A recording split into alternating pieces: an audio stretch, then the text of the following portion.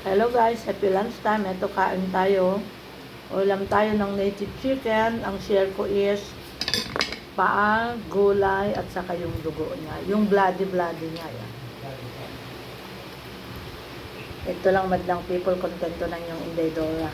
Plus gulay. Isa po tayo dahon ng ampalaya, dahon ng malunggay madlang world, kasama ang paa ni native chicken. Yan. Ito lang ang share natin madlang people pag nagkatay tayo ng chicken.